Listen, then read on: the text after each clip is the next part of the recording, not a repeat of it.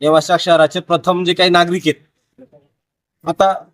मग ते डॉक्टर करणसिंहजी घुले पाटील असतील आणि आम आदमी पक्षाचे आपणाला नेते माहिती त्या ठिकाणी संजयजी सुगदान असतील. आज तालुका यांच्याकडे मोठ्या अपेक्षानं बघतोय की आज दोघंही आमदार पदाचे दावेदार आहेत. भविष्यामध्ये जर या नेवासा शहराचा चेहरा मोहरा बदलला की बघा, एकीकडे उजवी बाजू आणि डावी बाजू दोन्ही सत्तेत आहे आणि सत्तेचा या ठिकाणी सत्तेच्या माध्यमातून नेवासा शहराचा ज्यांनी विकास करावा हा सर्वांची अपेक्षा आणि हे रोल मॉडेल या नेवासा तालुक्याला ठरावं असं या आमच्या नेवासा आम्ही जो काही कानोसा घेतलाय संपूर्ण तालुक्यातून हा कानोसा तसा आलाय. परंतु या ठिकाणी विकास कामं न करण्याच्या ऐवजी जर या ठिकाणी अशा पद्धतीचा कलह या ठिकाणी करणार असेल आणि पत्रकारांवरच जर या ठिकाणी गुन्हे दाखल होणार असेल तर दाद मागायची कुठं. म्हणजे जो लोकशाहीचा चौथा आधारस्तंभ आहे त्या आधारस्तंभाला जर या ठिकाणी बदनाम करण्याचं किंवा त्याच्यावरती दबाव येण्याचा जो काही षडयंत्र या ठिकाणी घातल्या जाते ही मोठी लाजिरवाणी आणि खेदाची बाब आहे. त्यामुळं कुठलंही आम्ही पोलीस प्रशासन असेल आणि जी काही आपली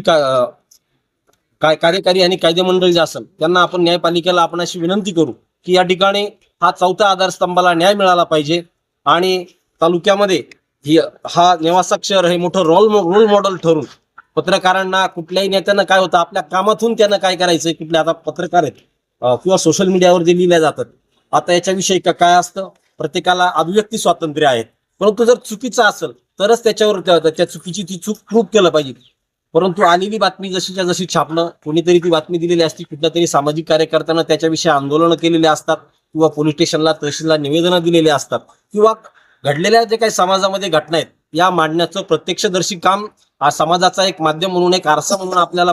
या ठिकाणी पत्रकारिता निष्पक्ष असते आणि पत्रकारांवर जर अशा पद्धतीचे आरोप होणार असतील आणि गुन्हे जर दाखल होणार असेल तर पत्रकार संघटना जी काही आहे महाराष्ट्रभर ही पत्रकार संघटना अजिबात खपवून घेणार नाही आणि या ठिकाणी महाराष्ट्रभर याच्यात तीव्र पडसाद या ठिकाणी उमटल्याशिवाय राहणार नाही. त्यामुळं आपण आज नेवासा पोलीस स्टेशन आणि सन्माननीय नेवासा तहसीलदार साहेब यांना या ठिकाणी निवेदन दिलेलं आहे सर्व पत्रकार बांधवांच्या वतीनं. जे काय आम्ही नेवासा